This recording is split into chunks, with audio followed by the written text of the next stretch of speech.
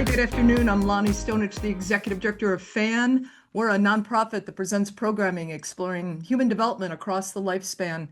I am so excited to welcome you to today's conversation between Chef Curtis Duffy and Heidi Stevens. Thanks for joining us. FAN's YouTube channel has an archive of nearly 400 videos of past events, so be sure to subscribe to the channel to get updates when new recordings are posted. Today's recording will be posted later this week. And now for some introductions.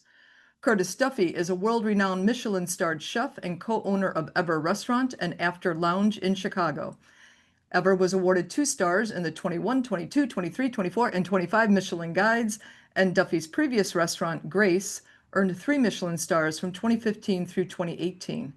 Before that, he earned 2 Michelin stars at Avenues at the Peninsula Hotel in Chicago.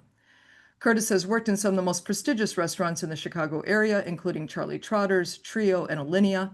He opened Grace in Chicago's West Loop in 2012, and in 2013, the Robb Report named Grace the best restaurant in the world. I bet he slept well that night. The 2015 documentary, For Grace, about Duffy's life story and his journey to build Grace, became a Netflix hit.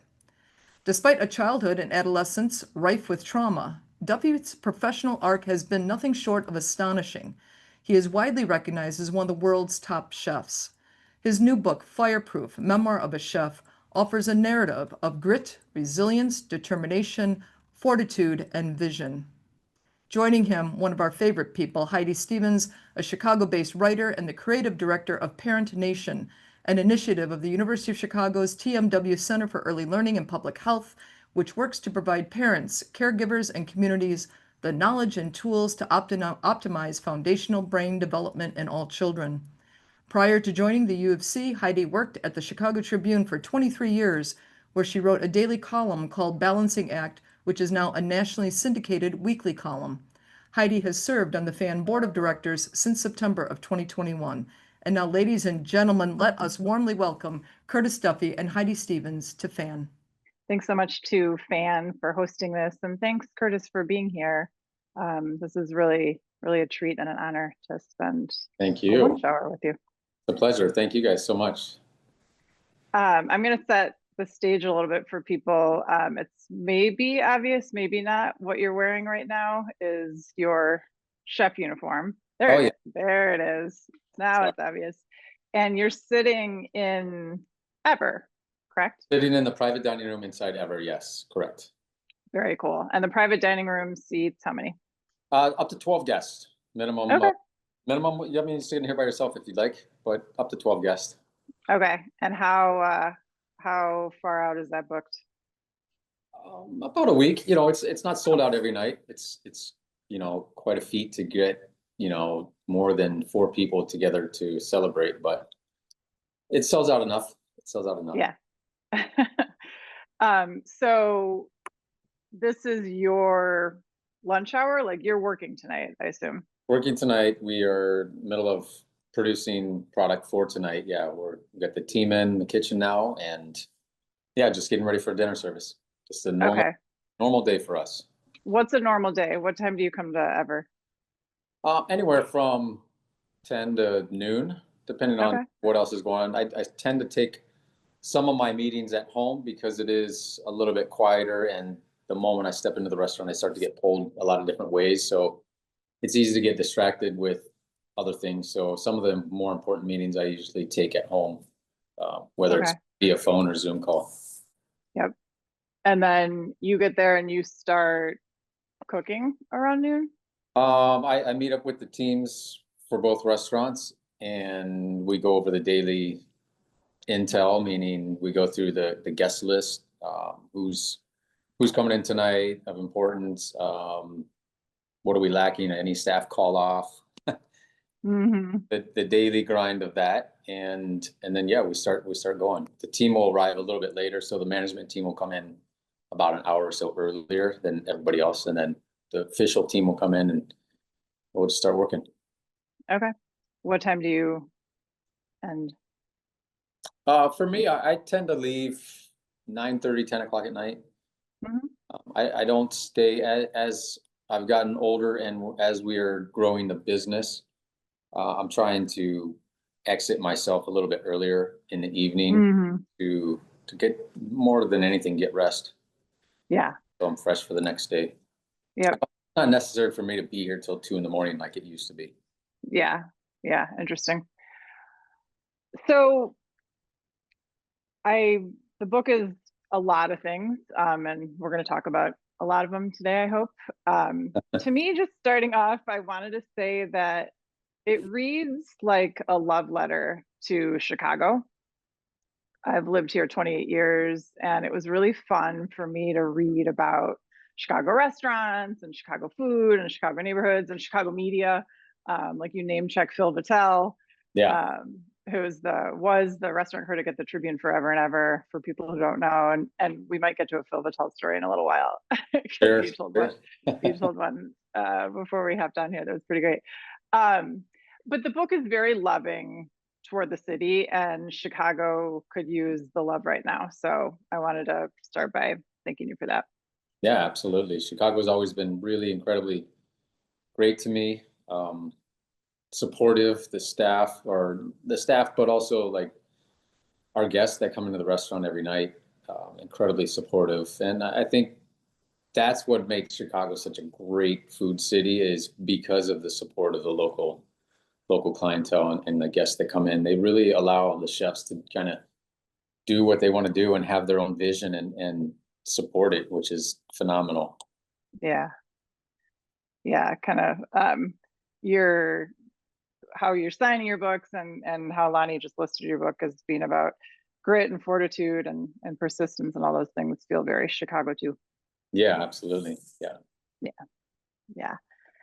I want to start with kind of a process question, I guess. When you set out to write a memoir, I'm imagining you approaching it a little bit like you approach a meal that you're making, right? You're very intentional about what you include. You're very intentional about what you leave out. Yeah. You're really thoughtful about pacing and order. I've eaten at Ever. It's a very intentional, very detailed, very organized process. So first of all, is that even accurate? Is that how you approached writing the memoir? And then second, how did you decide what to include and what to leave out?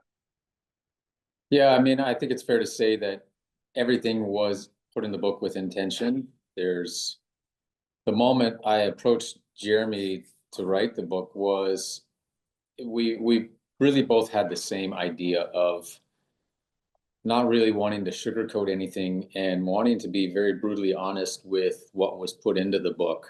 And never written to be a fluff piece. It was never written to be, a promotional piece. It was a way for me to kind of get my stories out and help the healing process. Initially, that was kind of the idea. And, with Jeremy, he's such a close friend of mine that it was so easy for me to tell these stories without judgment on the other side, and without having that feeling of, not being able to fully express myself. And that's so important to me, because I felt like I had to go through that process again, even though I've talked about it so much from the documentary. And then, that was in 2016. So it's been it's been 10 years now since the documentary. Right. So I've had a lot of opportunity to talk about it. This gave me a great moment to kind of just close the chapters, if you will, in my life, and let it put it to rest. Yeah. Tell people who Jeremy is, in case they don't know. Not just that he co-wrote it, but who he is to you. Yeah, so Jeremy is, first and foremost, is a dear, close friend of mine. And we've been friends long before this topic of writing a book. And he's already written a few other books on his own. And I know he's such a great writer. So I wanted to, give him the first opportunity to tell me, no, I don't want to write it. But he absolutely embraced it the moment I asked him. Awesome. Did you meet when he brought a member of Metallica to your that's restaurant? where we first met, when he came into Grace. He was one of the guests with Metallica, and we just hit it off. We started talking and kind of on the side and exchanged phone numbers, and just hit it off from that point on, and just became close friends over the years. Yeah. And so he jumped at writing it when you asked. Yeah, absolutely. Yeah. Yeah. And we started writing this during the pandemic. I mean, this was 5 years in the making. It's been written and adjusted, and we go back to it and, just kind of fine tune it as we went. We were in really no rush to kind of release the book until we decided, felt like it was right. So we had the luxury of just taking our time on it. We were under no deadlines. We never took an advancement from any publishing company. It was just, let's focus on the book. Let's write the book and make sure. Tell it the way you want. Yeah, exactly. We did it our way. We really wanted it our way. And yeah. So that gave us the luxury of being able to go back and edit it and reread it 100,000 times. Yeah. So, we talked about your intentionality around pacing and order, and the book does open with the death of your parents in 1994. You were a student at Ohio State at the time, and your dad shot your mom to death after a 10-hour standoff and then killed himself. Correct. Yeah. When your parents died the way they did, and at the time that they did, you weren't even 20 years old. Your life could have taken a really, really different turn.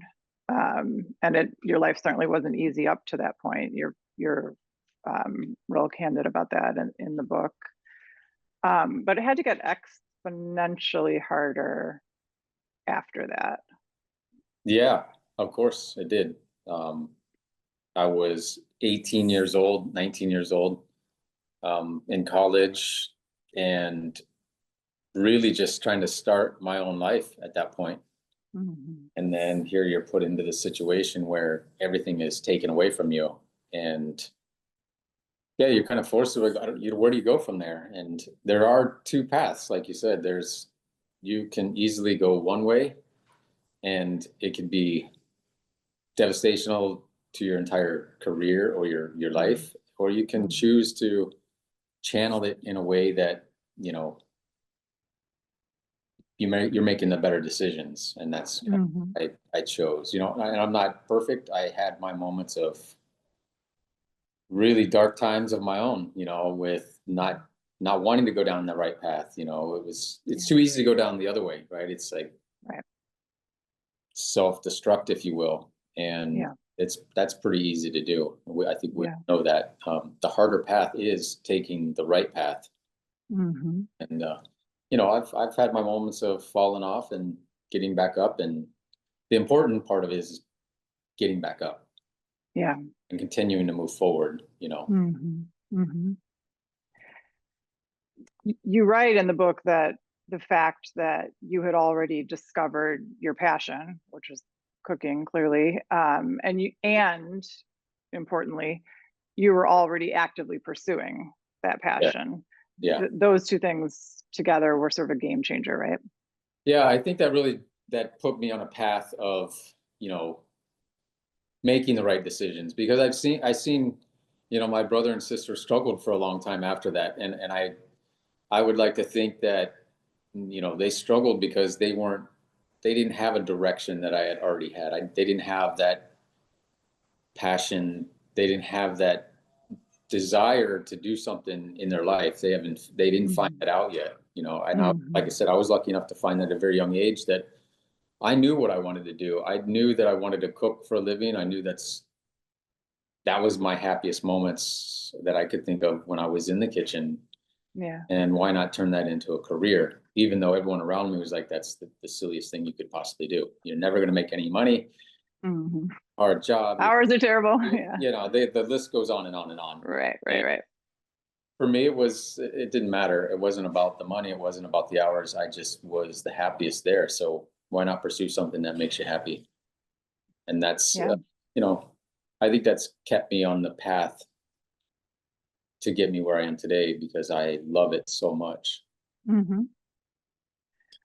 Yeah, I mean, it's very clear from reading the book that you you discovered your passion, you pursued your passion, both in spite of a lot of what and who you endured, but also because of a lot of what and who you experienced. I wonder if you'd talk a little bit about Ruth Snyder, your middle school home ec teacher. Yeah, she's an angel. I mean, she's special. She's very special. Yeah. Yeah. Sorry, I'm getting a little emotional thinking about it. Okay. She's just like, in that time in my life when I needed it most, she was the one that listened to me, and guided me, and was always there to ask if I needed anything.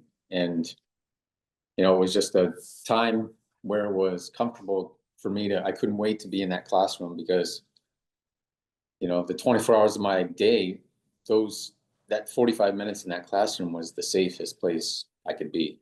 And it was something I look forward to every single day. And I didn't really care what we were doing in there. At that point, it wasn't even about the food. And I know we talk about, making certain things in there, and she's like, that's when you're the happiest, when we're cooking food. But we could for me, it was just being in there, just being there.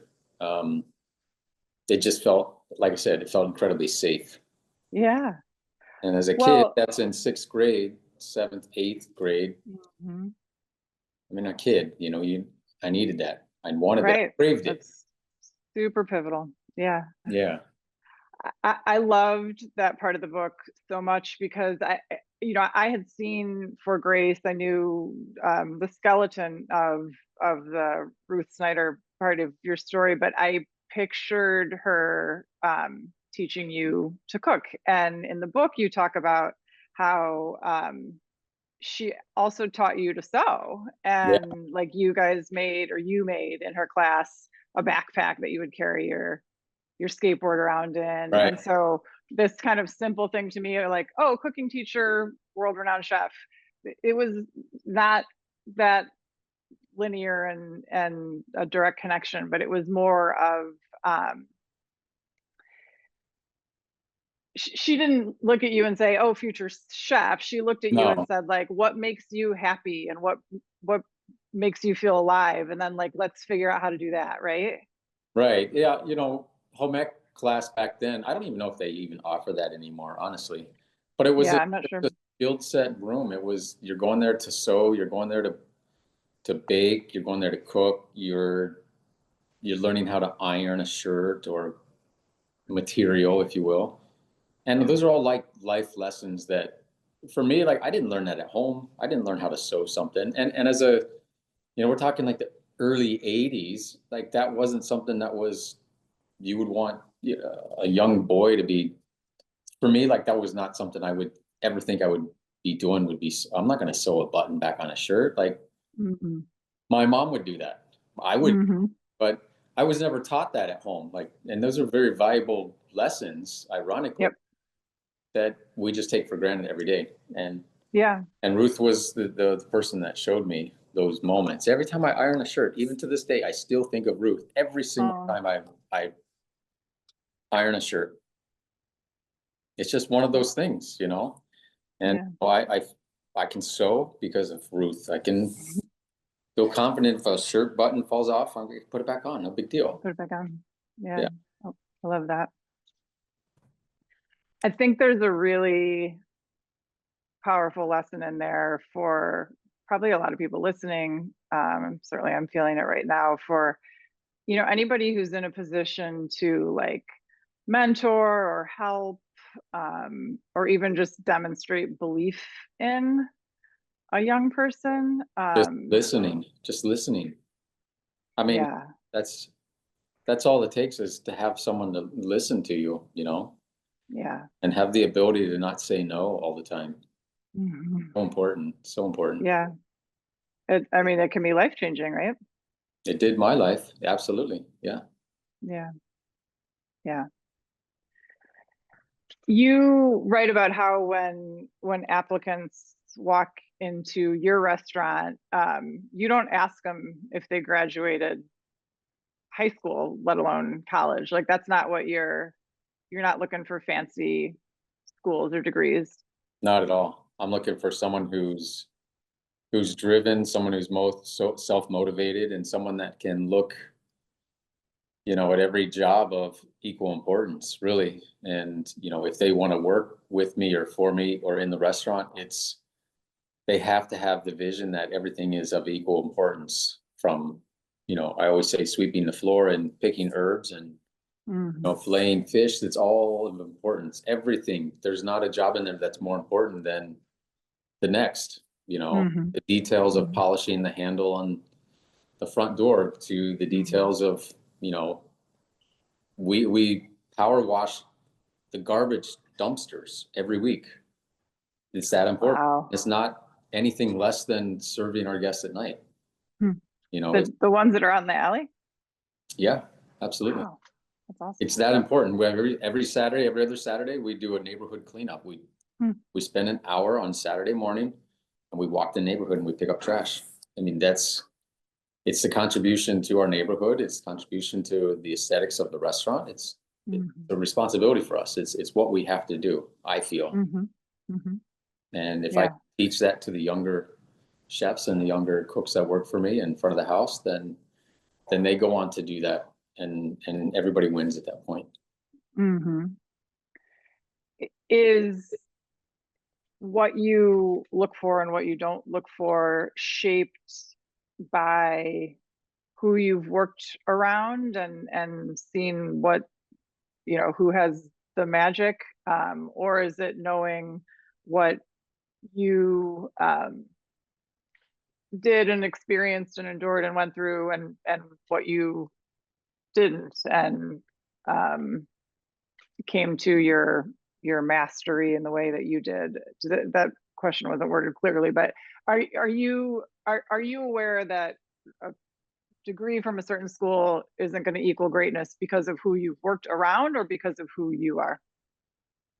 I think it could be both. I think, as you go on in your career, obviously you're going to take certain things from certain chefs or, people you stand beside every day, your peer. You're going to take a little bit of influence from them and you're going to adapt and make it your own, and you're going to leave the stuff that doesn't work for you. So to say that the degree isn't important, I think it's important because it shows that you can start something and take it to completion. That's super, that doesn't mean I'm going to hire you just because you graduated high school or high school or college and you maybe CIA, and which was considered one of the better schools. That doesn't make you a better cook. Not at all. It shows to me that you're willing to commit to something, put in the hours, put in the work, and finish it. But I'm looking for those individuals that are hungry, have that spark, and that are excited to be here. Excited to be at work every day. Yeah. And they stand out. You can see. You could give them 5 jobs in the kitchen, and you can know immediately if they're going to be successful here or not. Yeah. You worked starting in 2000. Was it for around 3.5 years for Charlie Trotter? Yeah. I don't know. Should I say 4 or with? No, 3.5 is fair. Yeah. And I think you said it was one of the greatest restaurants you've ever worked in to this day. Is that right? It was the hardest restaurant. It was the most satisfying. It was the most intellectually challenging restaurants I've ever worked at. Emotionally, physically demanding, and I loved it more than anything. I did. It was the perfect time in my life, and I needed all of that. I needed every bit of it. That was supposed to be there at that time. That was no question. I don't question that for a second. I was meant to be there at that time. Yeah. Because I was such a young kid and so shy, and just I wanted to learn, and but I didn't want to be in front of people. I just wanted to do my thing and cook and be great at it. But the whole other side of Charlie forcing everybody to be in front of people and talking and speaking and engaging in, 20, 30 people a day, which was phenomenal for me at that time. It was such a growth pattern for me because, Yeah. like I said, I was super shy and I didn't want to go out and publicly speak every day. Yeah. You didn't have a choice. So Right. figure it out and get over it. And Right. it was pretty awesome. Yeah. And not hearing all the details, it seems like an obvious yes for you to have made, right? Like work for Charlie Trotter, yes. But there was some sacrifice involved, not just the crazy hours and lifestyle and comfort zone stuff you just said, but like not well paid. No, not at all. But, Yeah. again, I've never been driven financially from money. And I try to really teach that to the young guys because there's always these moments that the young cooks will always ask for more money. And there's always this dispute in these restaurants where it's like the front of the house always makes more than the back of the house. The back of the house puts in the hours, the front of the house comes in later, they leave earlier. So I try to give them the mindset of what I adapted as a young cook. Eventually, if your goals are to, own your own restaurant or be an executive chef somewhere, eventually the guys out there waiting tables, they've kind of hit their platform, unless they go on to own their own restaurant or, manage a hotel, manage a restaurant. Beyond that, they're almost at their pinnacle of their career. So stop worrying about what they're taking home every night. Focus on your career, focus on your path. Eventually those guys are going to come to you for a job. And I've hired so many people that I've worked with in the past that have always made more money than all the cooks around me. And that works for me. So it goes full circle. You just don't worry about the pay. The pay will come. If you're chasing money, you're in the wrong business. You should be chasing what you love to do with your passion and the daily grind, and the money will come. I promise it will. You met Anthony Bourdain at Charlie Trotter's, right? Yes. Yeah. Talk about that a little bit. What was that like? It was just a brief interaction with him. I was working in the front of the house at the time at Charlie's. It was the importance of learning everything I could possibly learn at what was considered one of the greatest restaurants in the world. And why not take that opportunity to try to learn everything about it, from the front of the house, the reservations, to everything, every aspect of it: kitchen, food, running food, waiting on tables, the service, the wine team. And I took that opportunity to work in the front of the house because I felt it was that important, and it was a better chef. And so I was running food at the time, and I had the opportunity to have a quick conversation with him and describe food to him, and it was pretty awesome at the time as a young cook. Yeah. Oh yeah, I bet. Yeah.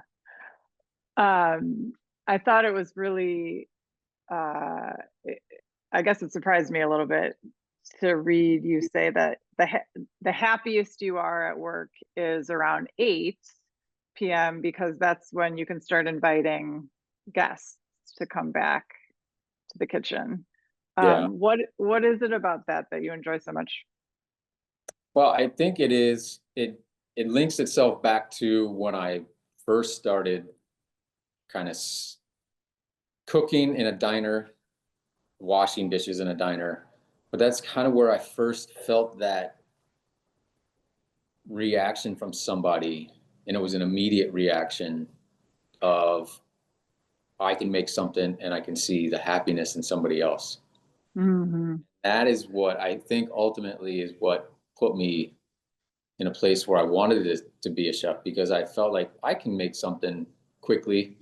I didn't have to wait years for it to be developed, or I can make it in the moment, and I can see an immediate reaction from somebody, good or bad. And I love that. And the majority of the time it is happiness and then you start thinking, well, you're creating memories for these people. And, I get to see, 60 guests a night and their reaction and Wow. talk about their experience. And That's a lot. Yeah. 60 people a night you see? Wow. And do you do that every night? Well, I don't do that every night, and I don't necessarily see 60 people every night, but every guest that comes into the restaurant has the opportunity to come into the kitchen. Now, that doesn't mean I'm in there every second of the night, but the moments I get to interact with them, absolutely. Yeah, it's great. Yeah, that's awesome. Now I'm gonna get a little like life coachy, but does that feel like does that feel like growth from the guy who arrived at Charlie Trotter's and like, I don't want to do this in front of anyone, I don't want to talk to people, like, and now it's one of your favorite parts of the job?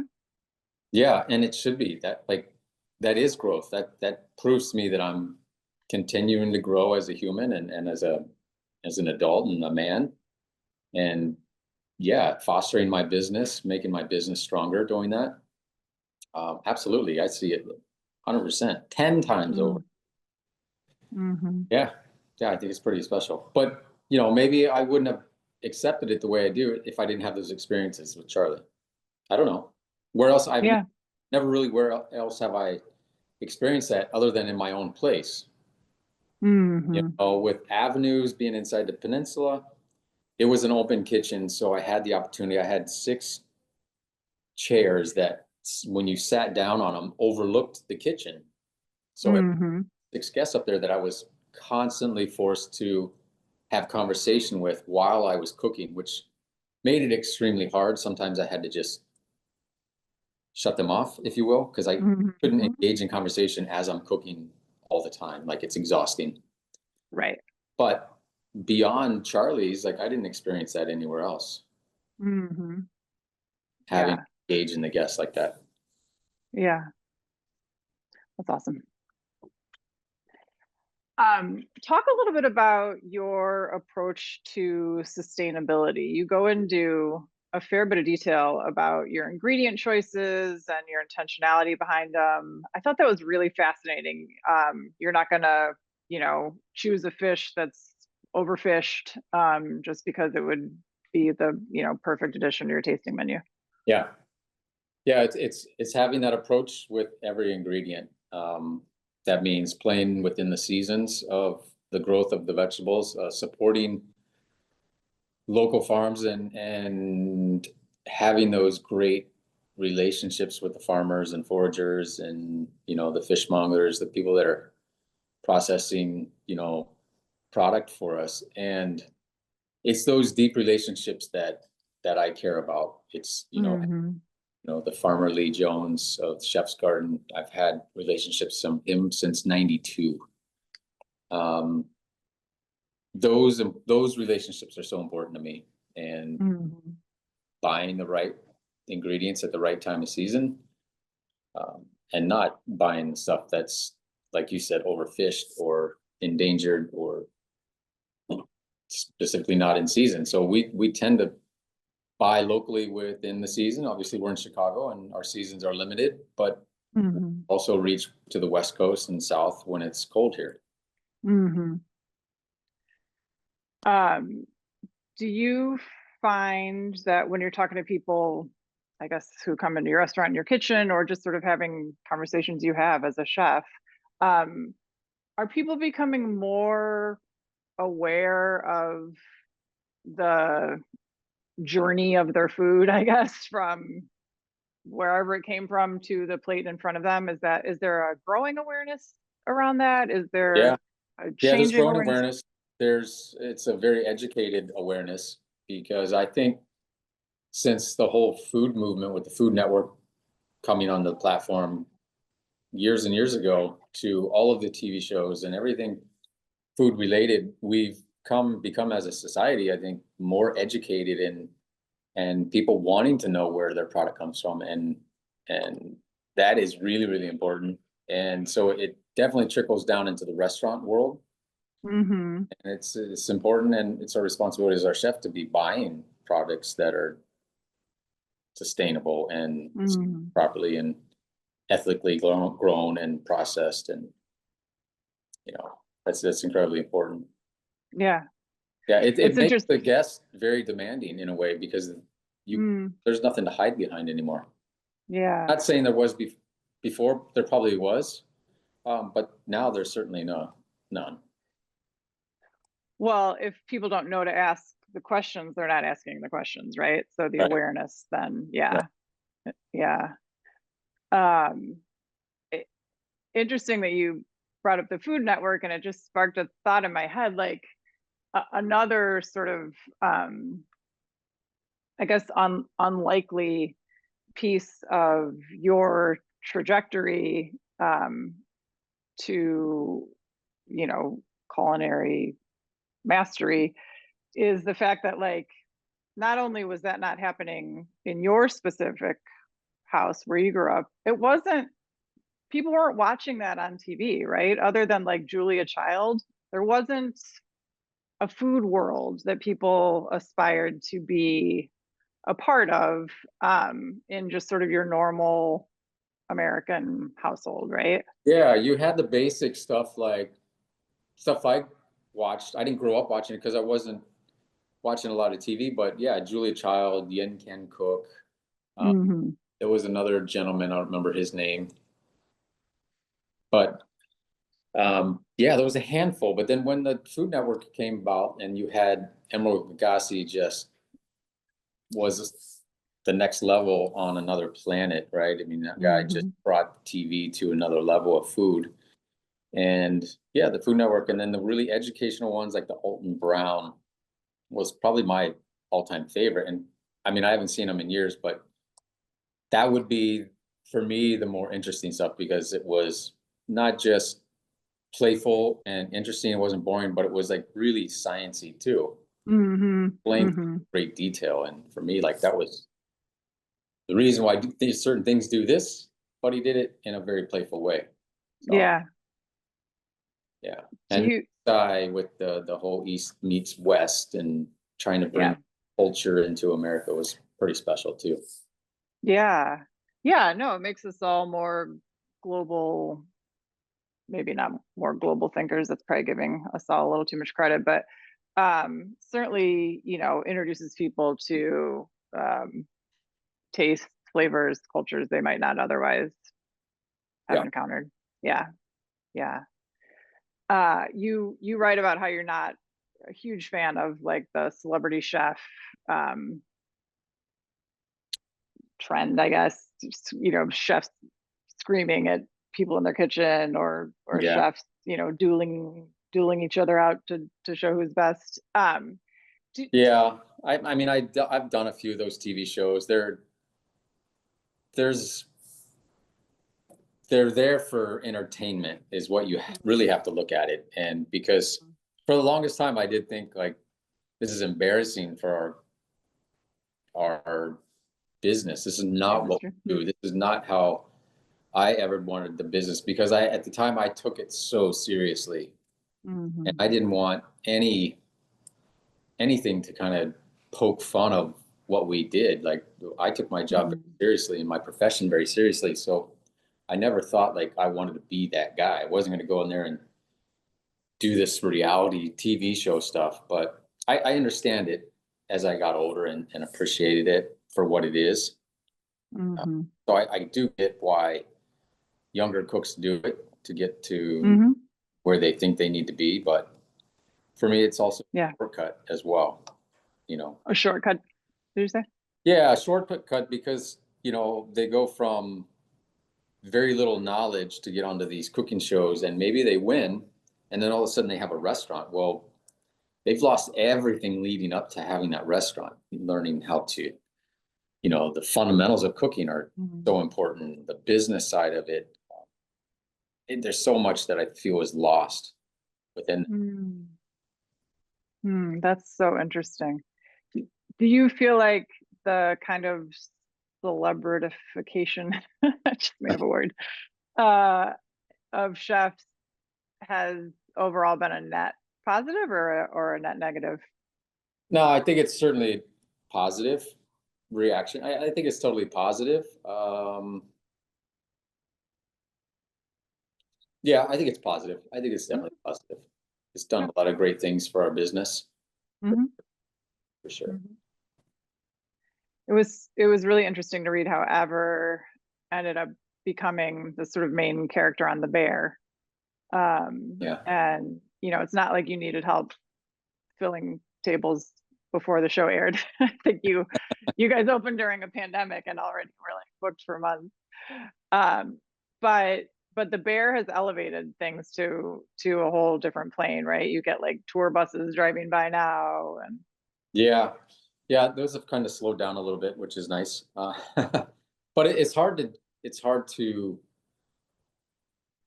I guess, identify if we're getting reservations from people watching The Bear. Now we get an incredible amount of people that come in and talk about The Bear and said, "Oh, we saw your restaurant on The Bear." But I don't know if the equation equals them coming here because of they saw that. It's a Mhm. hard thing to follow, Mhm. reservation system, but yeah, it certainly has helped maintain status quo for sure. I mean, it's Mhm. been nothing but positive, and it was such an incredible experience to be a part of filming with The Bear, and that show has just really,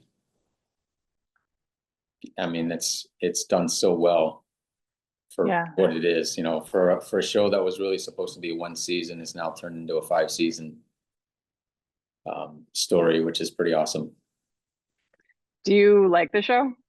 You enjoy it? I do. When they approached us to kind of film here, I was familiar with it, but I had never watched it. It was not something I really wanted to do, is go home and put myself in a kitchen of a show. It's like, because everybody was talking about how it gives me anxiety and it gives me this, and I don't need to go home. I have it here every day. Right. Right. I'm living it. So when Yeah. they asked me, I had to go back and watch the first season to kind of see what we were getting into before I said yes, we would be a part of it. And Mhm. I thought immediately how incredible they show the city, how incredible they show Chicago as a whole, not just like these tight shots where it's like you don't know what city it's in. I mean, massive shots of the L train in the downtown city. And I felt like it made me proud being here. It made me proud of Yeah. living in Chicago and Mhm. be a part of it. Yeah. Yeah. Do people ask you, especially since the book came out, whether the show is inspired by you, about you? I mean, your dad is named Bear. Yeah. The show is called The Bear. The chef has, you know, um, endured trauma. Do Yeah. people ask you that? Yeah. There was a lot of stories that came out in the beginning that said it was my life, my story. And we clarified, I've said it many times, like it's not of my story. It is actually the director's story and his sister's story. And the irony of it, that it may be the bear and my dad's name was the bear, or bear. Mhm. There's a lot of resemblance. Of course, I'm Mhm. a chef. It just all makes sense. If you really wanted to tackle it and go, oh yeah, you could take that whole storyline and say, yeah, that's Curtis, but Mhm. it's not. It was never meant to be me. Not at all. Yeah. At least they Mhm. didn't tell me that. If they did, I want some money, but no, I don't care. It's not at all. Yeah. Yeah. I wondered how often that came up. A lot. We did a lot of articles, a lot of interviews about that. Yeah, I bet. Um, One more thing I wanted to ask about your dad. After your parents' death, it took a little while, but you were able to get some of their possessions. And one of the things that you got was a blue notebook that the staff at the hospital had given, at the psychiatric hospital, had given him to write in. And um, there was a letter in there to you that he Yeah. wrote. Yeah. Um, and he talks about how much he loves you and how proud he is of you. Yeah. And yeah, and you write about that being obviously moving to read, but also frustrating maybe to have waited as long as you had to wait to get that kind of affirmation from him. Yeah. Yeah, it was tough. You know, I was torn because as a young kid, you just want to make your parents proud. You know, Mhm.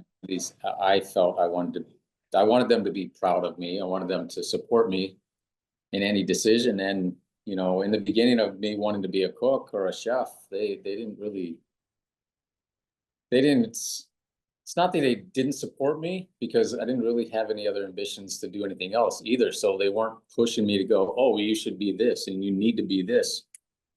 Mhm. It would have been nice to hear that from his Mhm. Yeah. rather than read it after he was gone. But Mhm. I know my whole life he struggled with being able to express his feelings and being able to, you know, even just say I love you. I remember my mother just telling my dad to tell us that he loves us Mm. all the time. It was just tell him to just say you love him, and it was so hard for him to say that those three Mhm. words, which come so easy for me. You know, it's Yeah. night and day. Yeah. But yeah, it would have been really nice to. I'm thankful that I have that letter, and I'm thankful that I have that note because I've taken that note many, many times and have cut it up, photocopied it, and cut it up and put it in certain parts of my life when I needed it. Mm. In my wallet, I'd see it on my dashboard driving to and from college. Um, it was just that constant reminder, like keep pushing. Mm. What a great idea.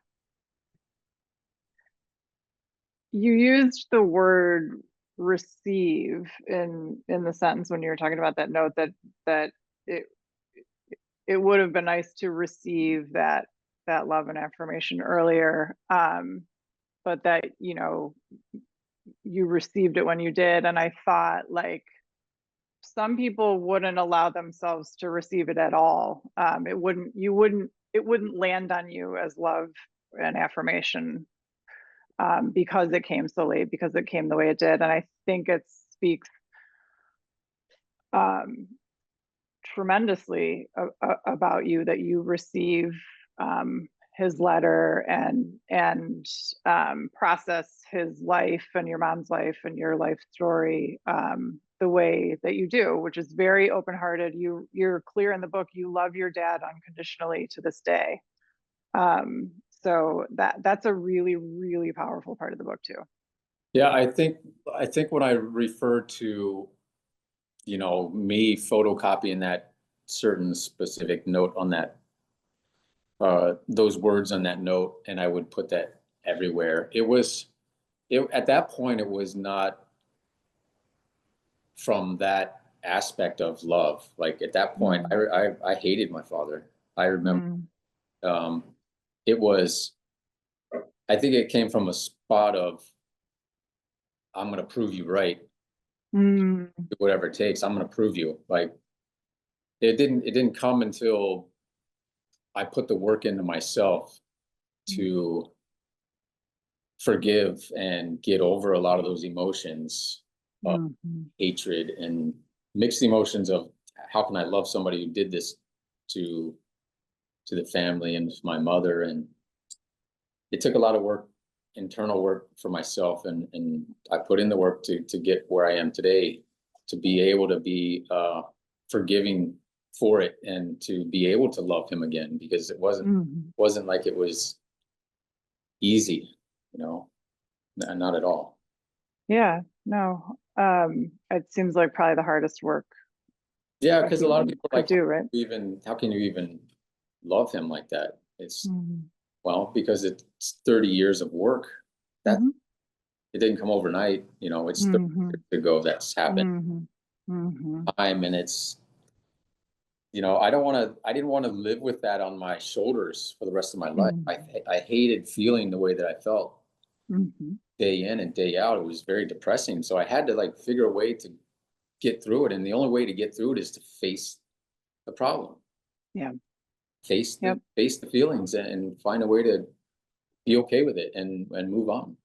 Yeah. Yeah. I will say it's a very clear theme throughout the book that you are not scared of work or hard things. In fact, I think it seems like you run toward them, or sort of enjoy challenging yourself constantly. Is that right? I think you put yourself in an adverse situation and you're better on the other side of it. And I feel like if you're not challenging yourself and you're not pushing yourself, it's very easy to get comfortable. And I've always been afraid of comfort. I've always, it's something I've never experienced. I don't enjoy it. In that sense, I like sitting on the couch and watching TV, sure, every once in a while, but that's not my comfort zone. That's not what I enjoy doing. For me, like, I think we grow best when we're in those positions of struggle, and I know it's a temporary thing, and it's a mindset. It's a temporary thing. You get to the other side and you're going to be a better person on the other side of that. So I'm always constantly putting myself in those positions, for lack of a better term. It's just being in the struggle. I like the struggle. I like that moment, you know. Yeah. Doing Is that where you're, go ahead. Is that where you're training for an Ironman? I did an Ironman a few months ago, and You did it already? I did it, and then I'm doing an ultra run in 2 weeks, which is like, you know, I don't like running. I don't like running. It's not my favorite thing to do, but it's one of those situations where it's like, I'm going there. It's an 8-hour run. You run for 8 hours and figure out how many miles you can put in. And I'm just doing it just to put myself in that position, because I have to. It's, you know, I have to. I get that. Where is it? Where's the ultra? It's in Georgia. It's about 2 hours outside of Atlanta. 2 hours outside of Atlanta, in the mountains. Okay. It's a 3.5 hour or 3.5 mile run loop, if you will. And it's an 8-hour run, and you just try to log as many miles as you can. You do the loop as many times as you can in 8 hours till you collapse. Yeah. Yeah. Oh, good luck. Yeah, thank you. Sounds awesome. Sounds terrible, but it sounds awful. I'm not gonna lie. But good luck. Okay, you dropped a bombshell on page 152 when you named your favorite pizza place in Chicago. Can I reveal it, or should we let people? Pequod. Yeah, I love it. Didn't see it coming. You know, it's just been one of those spots that I've always loved. I don't know. It's, for me, it does it. Yeah. Have they reached out to you and said, like, can we blow up page 152 and hang it in our window on Clyboard? No, they haven't. They haven't. That's a should get a lifetime marketing myth there, right? You should. You for sure should. Great. Yeah. Okay, what's next for you? You know, I'm in a place in my life now where I am expanding the business, or expanding our restaurants. We're trying to grow, and I'm really focused on growing the team with building opportunities for them.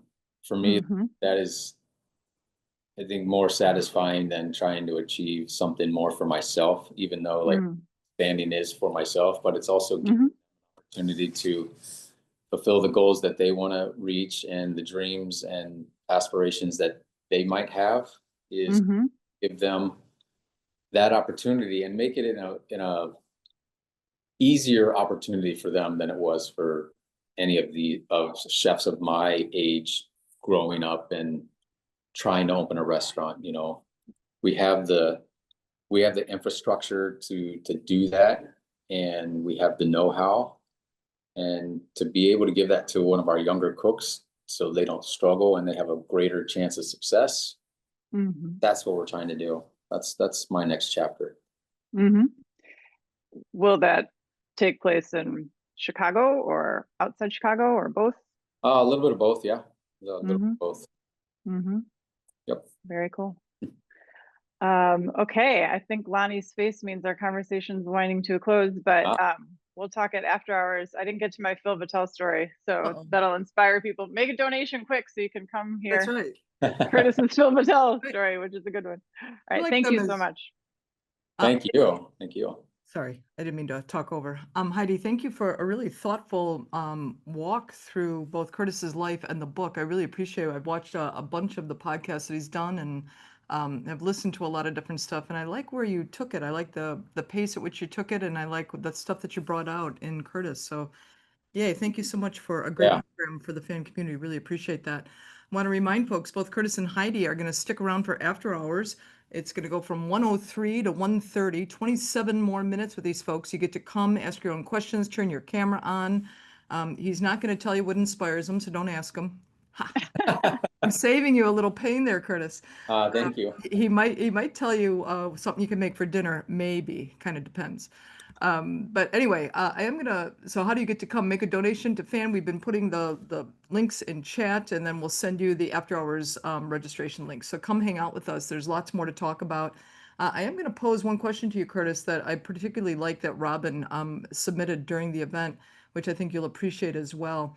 And we have about 1 minute, so it's going to be a little bit lightning round there, although it's probably a longer answer, but maybe you can finish it in after hours. She says the discussion of Ruth Snyder is really moving.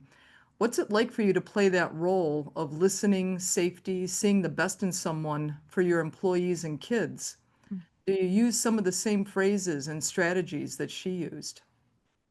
Yeah, I think the key answer to that is actually listening and then taking action on that listen. We can sit there and listen all day long, but if there's no action that follows that, you're just having conversation at that point. And it's important for us to listen to our staff. And I always say that actually about our guests too, our wait staff. All you have to do is listen to conversation as you're clearing the table. It'll tell you so much about what's going on in the world that we're able to then have wow moments for the guests. But for the staff itself, is like, I'm not here to really try to navigate through therapy with them, but I'm happy to help in any way that we possibly can as a business, as an individual, or as somebody who's been through those moments. I can only give them advice on what I know and what I've experienced. It's kind of like we're hosting someone on the topic of validation and that piece about just seeing someone in the round, seeing them as whole and just, I don't know, it seems old fashioned. We'll call it respect, maybe a little. Yeah. Respect the people you're talking to. Well, we're right at 1 o'clock, so we are going to be closing down this webinar. Thanks everybody for joining us. We have another 30 minutes with these folks. Hope you can join us for that as well. Thank you for your time. And Curtis and Heidi, we'll see you in just a couple minutes. Thank you guys. Thanks everyone. Yeah, Thanks, thank you. Thanks, Curtis.